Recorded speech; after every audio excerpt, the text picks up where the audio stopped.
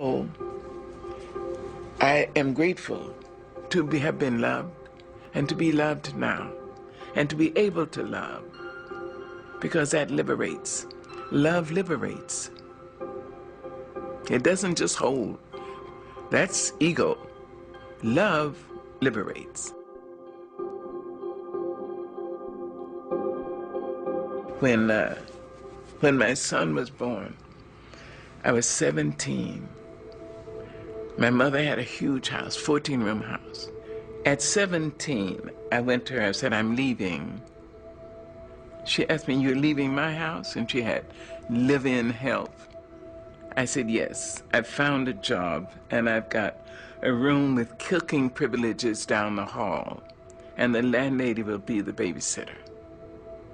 She asked me, you're leaving my house? I said, yes, ma'am. And you're taking the baby? I said, yes.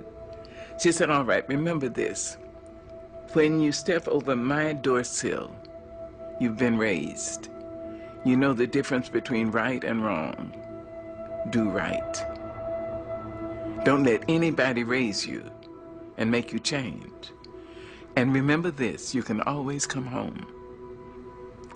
I went home every time life slammed me down and made me call it uncle. I went home with my baby. My mother never once acted as I told you so. She said, oh, baby's home. Oh, my darling, Mama's gonna cook you something. Mother's gonna make this for you. Love.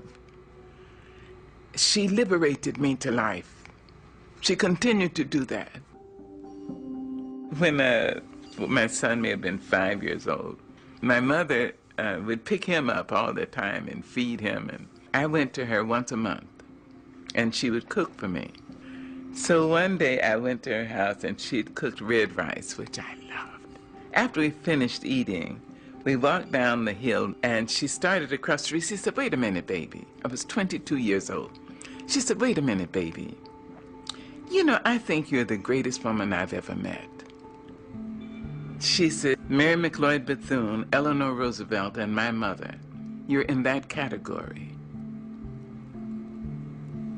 Then she said, give me a kiss. I gave her a kiss, and I got onto the streetcar. I can remember the way the sun fell on the slats of the wooden seats.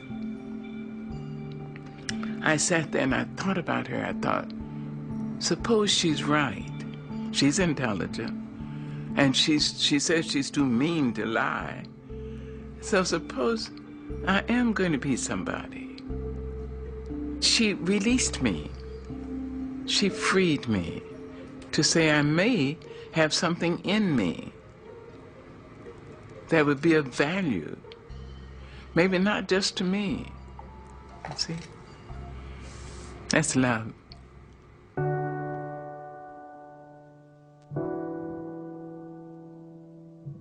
And when she was in her final sickness, I went out to San Francisco.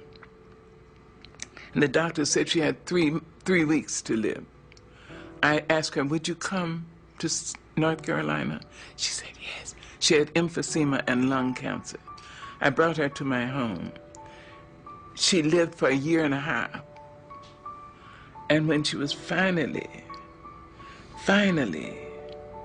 in extremis,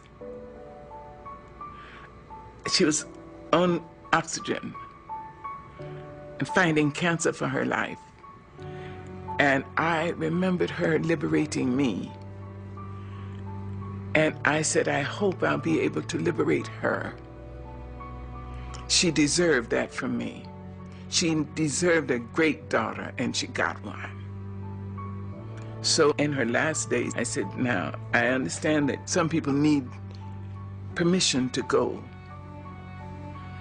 As I understand it, you may have done what God put you here to do. You were a great worker. You must have been a great lover, because a lot of men, and if I'm not wrong, maybe a couple of women, risk their lives to love you. You were a piss-poor mother of small children, but you were a great mother of young adults. And if you need permission to go, I liberate you. I went back to my house. And something said, go back. I was in my pajamas. I jumped in my car and ran. And the nurse said, she's just gone. You see, love liberates. It doesn't bind. Love says, I love you. I love you if you're in China. I love you if you're across town. I love you if you're in Harlem. I love you. I would like to be near you. I'd like to have your arms around me. I'd like to hear your voice in my ear. But that's not possible now. So I love you. Go.